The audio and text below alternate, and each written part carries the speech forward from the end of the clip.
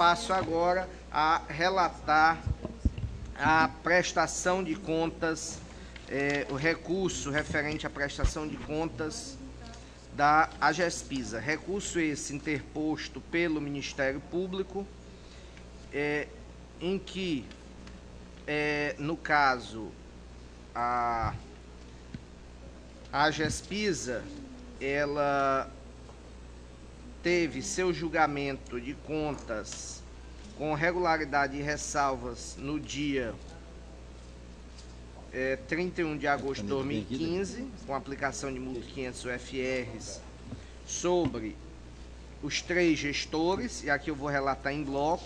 Trata-se de um recurso do Ministério Público contra o gestor Raimundo Neto de Nogueira, o gestor Júlio Ferraz Arco Verde e o gestor Marco Vinícius Medeiro Costas. E em relação aos 3 gestores, o Ministério Público alega que as falhas existentes são recorrentes, que elas sempre acontecem na AGESPISA, e que não poderia continuar a posição do tribunal da mesma forma. Não, é vida difícil. E coloca o Ministério Público: a ausência de reprovação de contas pretéritas da empresa nos últimos 5 anos por parte do Tribunal de Contas, o qual entenda por bem não atribuir responsabilidade aos gestores, por compreender que não foram isoladas os responsáveis, situação periclitante da empresa. Então, o Ministério Público pede que neste ano seja reprovado. E o recurso, o fundamento do recurso é que não foi, e aí pede a reconsideração no sentido de que seja reprovada. É o meu relato, senhor presidente. Em discussão, matéria. A palavra do doutor Leonardo. Excelentíssimo senhor presidente, senhores conselheiros, membros do Ministério Público. O representante do Ministério Público está pedindo a palavra aqui. Desculpa interromper, porque como foi recurso interposto pelo Ministério Público, eu gostaria de manifestar antes, para o caso recorrido se manifestar por último.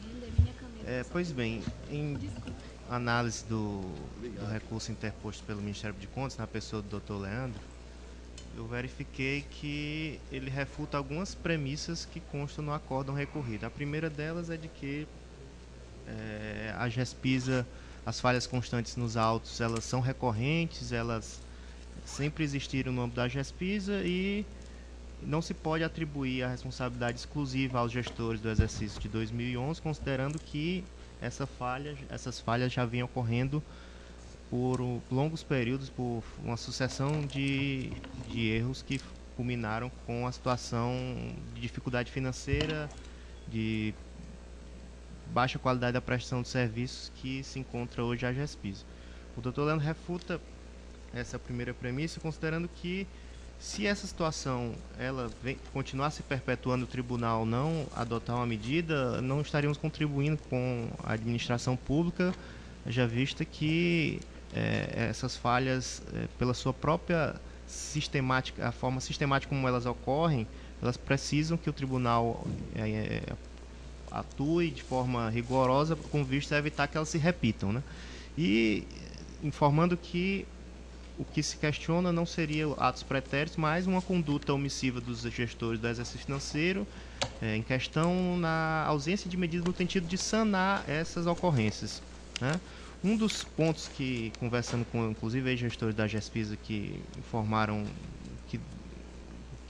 o que levou a AGESPISA à situação que se encontra hoje além de uma excessiva ingerência política no órgão, é a falta de profissionalização das atividades daquela empresa, sobretudo com ausência de concursos públicos, uma excessiva contratação de pessoal terceirizado para exercer a atividade inerente a servidores, no caso, empregados públicos da empresa, algo que vem se repetindo. O Procuradoria Regional do Trabalho já afirmou um TAC que vem sendo descumprido ano a ano, e também a saúde financeira da empresa ela é comprometida diante do elevado débito com salários, encargos sociais e tributos, né? O valor que foi apurado nesse ano foi um valor altíssimo que inviabiliza investimento por parte da empresa. Então, a primeira premissa é essa, que o acordo justamente não atribui responsabilidade aos gestores, considerando que esses fatos vêm se repetindo ao longo dos anos. O doutor Leandro, por outro lado, ele aponta a omissão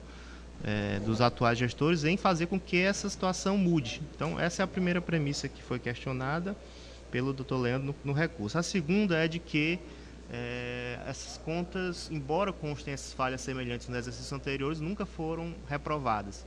E o doutor Leandro informa que no exercício imediatamente anterior, de 2010, gestores tiveram contas reprovadas por esse tribunal, e ele faz um comparativo entre as falhas que ensejaram o julgamento de irregularidade do exercício de 2011 e o de 2010 e vê que há uma grande similitude de ocorrências. Então, essa segunda premissa em que se fundou a decisão recorrida, ela também cai por terra com esse argumento que foi apresentado pelo Ministério Público de Contas através da pessoa do Dr. Leandro. Então, são esses os argumentos que foram apresentados, considerando que houve reprovação de contas no exercício anterior e essas mesmas falhas ocorreram no exercício em análise, se pugna pela reforma do julgamento.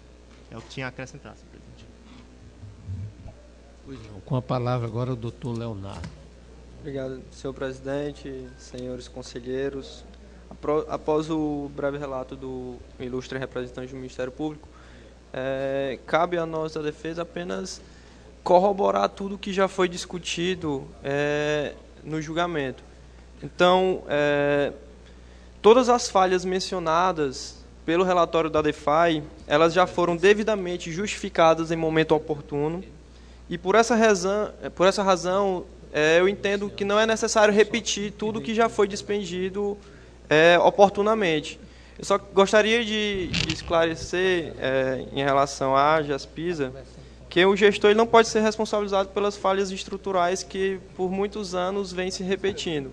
Então, a gestão do senhor Júlio Arcoverde, de 2011, todas as suas contas foram julgadas já por esta corte como regulares, com ressalvas, e é por isso que, neste momento, nós pedimos apenas para que o recurso de reconsideração não seja dado provimento, para que seja mantido em todo o julgamento.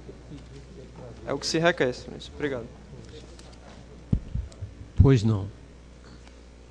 Senhor presidente, estou aqui Thiago. na qualidade de advogado de defesa do gestor Raimundo Neto, salvo engano, o terceiro gestor lá do exercício 2011.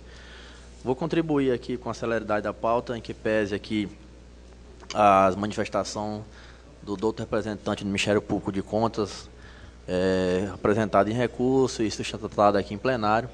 Eu venho aqui requerer que o relator, pelas razões já conhecidas aqui, já dialogadas, acho, salvo engano, que não tem um órgão aqui mais conhecido das dificuldades, da problemática, que foi debatido em outros momentos aqui do que a Gespisa, órgão esse que até passou por alteração recente aqui no governo do Estado, salvo engano, até que culminou com a sua extinção. Então, eu entendo que o gestor Raimundo Neto terminou aquela gestão, procurou trazer uma máquina pública, seu empreendedorismo, a sua versatilidade de empresário, buscou dar o seu melhor e, muito embora tenham acontecido algumas falhas que foram objeto aqui de análise e que naquela oportunidade do julgamento da prestação de contas, esta corte entendeu por aprovar a prestação do exercício 2011. Razão esta, eu peço que o conselheiro relator considere que já foi posto nos autos nossa contrarrazão e o que foi analisado depois do julgamento do recurso, e mesmo que contrariamente à manifestação ministerial, mantenha a decisão que outrora aprovou a prestação de contas do exercício 2011 da Gespisa no que se refere à gestão do senhor Raimundo Neto Nogueira Lima. Muito obrigado. Pois não. Palavra o relator.